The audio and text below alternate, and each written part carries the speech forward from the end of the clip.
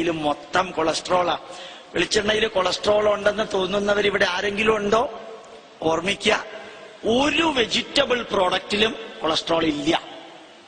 Vegetable പ്രോഡക്റ്റിൽ ഒരെണ്ണത്തിൽ പോലും, palm ഓയിലിലോ vegetable പ്രോഡക്റ്റിൽ ഇല്ല. അനിമൽ ബേസ്ഡ് പ്രോഡക്റ്റിൽ മാത്രമാണ് കൊളസ്ട്രോൾ ഉള്ളത്. വെണ്ണയിലുണ്ട്, നെയ്യിലുണ്ട്, മുട്ടയിലുണ്ട്, മാംസത്തിലുണ്ട്, മത്സ്യങ്ങളിലുണ്ട്. നമ്മളുടെ ശരീരത്തിന് 950 മില്ലിഗ്രാം കൊളസ്ട്രോള് ഒരു ദിവസം ആവശ്യമാണ്. കൊളസ്ട്രോൾ പോയിസണസ് മെറ്റീരിയൽ അല്ല. 950 മില്ലിഗ്രാം കൊളസ്ട്രോൾ നമ്മുടെ ശരീരത്തിന് ആവശ്യമാണ്. അത് നമ്മുടെ ശരീരം ഉണ്ടാക്കുന്നുണ്ട്. ഒരു മുട്ട കഴിച്ചാൽ 60 മില്ലിഗ്രാം കൊളസ്ട്രോൾ ശരീരത്തിലുണ്ടാവും. അതുപോലെ ചിക്കനും മട്ടണും ബീഫും ഒക്കെ കഴിക്കുമ്പോൾ അതനുസരിച്ച് കൂടും. കൊളസ്ട്രോളിനുള്ള പ്രത്യേകത, ശരീരത്തിന് കൊളസ്ട്രോൾ ഉണ്ടാക്കാൻ അറിയാം, അതിനെ ഡീകമ്പോസ് ചെയ്യാൻ അറിഞ്ഞൂടാ.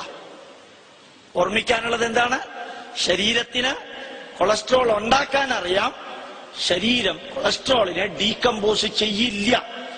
പകരം ഈ കൊളസ്ട്രോളിനെ കൊണ്ടുപോയിട്ട് ലിപ്പോ പ്രോട്ടീൻ ആക്കി മാറ്റി സ്കിന്നും മെംബ്രെയിനും ഉണ്ടാക്കാൻ ഉപയോഗിക്കുക മാത്രമാണ് ശരീരം ചെയ്യുന്നത്. ഡെൻമാർക്കില് 1946, 45, 44 കാലയളവില് രണ്ടാം ലോക മഹായുദ്ധത്തിൽ മരിച്ച യുദ്ധത്തടവുകാരുടെ ഹാർട്ട് അത് തുറന്നു നോക്കിയപ്പോ ഹാർട്ടിലുള്ള ഫാറ്റില് കൊളസ്ട്രോള് ധാരാളം കണ്ടതുകൊണ്ടാണ് ഹാർട്ട് അറ്റാക്കിന് കൊളസ്ട്രോള് കാരണമാകുന്നു എന്ന ധാരണ അന്നു മുതൽക്കുണ്ടായത്. പിന്നെ കുറേ മാറി. HDL, LDL കേട്ടിട്ടുണ്ടാവില്ല, ഇതിനകത്തുള്ള ഉണ്ടാവും ഞാൻ വിചാരിക്കുന്നു. തെറ്റിദ്ധാരണയായിരിക്കാൻ സാരമില്ല.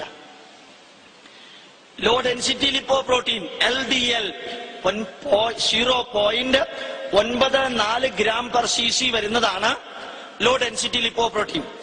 Very high density lipoprotein VHDL, very high density lipoprotein 1.2 gram per cc വരുന്നതാണ് very high density lipoprotein. അതിനിടയ്ക്കുള്ളത് ഹൈ ഡെൻസിറ്റിയും ലോ ഡെൻസിറ്റി ലിപ്പോ പ്രോട്ടീനാണ്.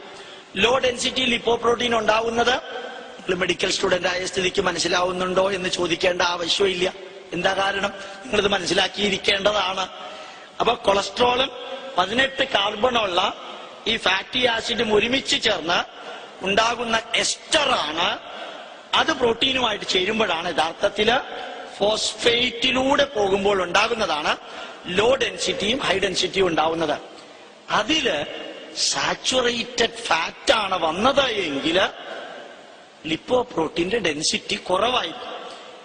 അത് മെൽറ്റിംഗ് പോയിന്റ് 40, 41, 42 ആയിരിക്കും പല ഫാറ്റിന്റെയും. അർത്ഥം മനസ്സിലാവുന്നു? ബോഡി ടെമ്പറേച്ചർ എത്രയാണ്? 37.3 ഡിഗ്രി സെൽഷ്യസ്. അപ്പൊ ഫാറ്റിന്റെ മെൽറ്റിംഗ് പോയിന്റ് 40, 41, ബോഡി ടെമ്പറേച്ചർ 37.3. ഈ ഫാറ്റ് ബ്ലഡിൽ എങ്ങനെ ഇരിക്കും? സോളിഡ് ആയിട്ട്, ഗ്ലോബ്യൂൾ ആയിട്ടിരിക്കും. ഇതാണ് എവിടെയെങ്കിലും ചെന്ന് ബ്ലോക്ക് ആക്കുന്നത്. അതുകൊണ്ട് നമ്മൾ കഴിച്ചിരുന്ന ഒരു എണ്ണയ്ക്ക് മാത്രം നല്ല എന്ന് പേരുള്ള ഒരു എണ്ണയുണ്ട്. ഏതാത്? നല്ല എണ്ണ. ശരീരത്തിന് ഉത്തമമായിട്ടുള്ള എണ്ണ ഏതാണ്? നല്ല എണ്ണ. കാരണം എല്ലാം omega-3 poly unsaturated fatty acid, PUFA ഉള്ളത് അതാണ്. അത് കുറച്ച് കുടിച്ചാലും ഒരു കുഴപ്പമില്ല. കുടിക്കണ്ട, കുടിച്ചാലും കുഴപ്പമില്ല എന്ന് പറഞ്ഞതാ. കാരണം അതിന്റെ മെൽറ്റിംഗ് പോയിന്റ് 9 ഡിഗ്രിയിൽ താഴെയാ. അതുകൊണ്ട് അൺസാച്ചുറേറ്റഡ് ഫാറ്റി ആസിഡ് ഉള്ള ഫാറ്റ് ഒരു ദിവസം നമ്മുടെ ശരീരത്തിന് 40 ഗ്രാം വേണം. നമ്മൾ ഡോക്ടർമാര് ഭയപ്പെടുത്തുന്നു, നിങ്ങൾ ഫാറ്റ് ഒഴിവാക്കണം, പക്ഷെ ചിപ്സും മറ്റുള്ളത് ഒഴിവാക്കണം. എന്താ കാരണം? ഈ എണ്ണ 167, 170 ഡിഗ്രി ചൂടാക്കിയിട്ടാണ് ചിപ്സ് വറക്കാൻ വേണ്ടി അതിലിടുന്നത്. അതിൽ വെള്ളവും ഉപ്പും കൂടി ചേരുമ്പോ പെറോക്സൈഡ്സും ഹൈഡ്രോ പെറോക്സൈഡ്സും ഉണ്ടാവും. അത് ക്യാൻസർ വരുത്തുന്നുള്ളത് ഉറപ്പാണ്. അതുകൊണ്ടാണ് ഈ ഹൈഡ്രോ പെറോക്സൈഡ്സും പെറോക്സൈഡ്സും ഉണ്ടാവാൻ സാധ്യതയുള്ള ചുട്ടെണ്ണ എന്ന് കേട്ടിട്ടുണ്ടോ? ഒരിക്കൽ വറുത്ത് കഴിഞ്ഞുള്ള എണ്ണയ്ക്ക് എന്താ പറയാ?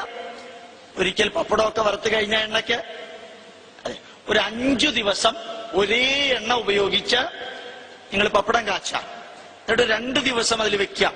എന്നിട്ട് ഒരു 2 ഗ്രാം എടുത്ത് ഒരു കോഴിക്ക് കൊടുക്കാം. 5-ാമത്തെ മിനിറ്റ് കോഴി ചത്തിരിക്കും. സംഭവം മനസ്സിലായി? കാരണം പെറോക്സൈഡ്സും ഹൈഡ്രോപെറോക്സൈഡ്സും ആണ് അതിനകത്ത് ഉണ്ടാവുക. അതുകൊണ്ട് നമ്മൾ അൺസാച്ചുറേറ്റഡ് ഫാറ്റി ആസിഡും തിരിച്ചറിയാതെ രോഗികളെ പലപ്പോഴും ഭയപ്പെടുത്താറുണ്ട്.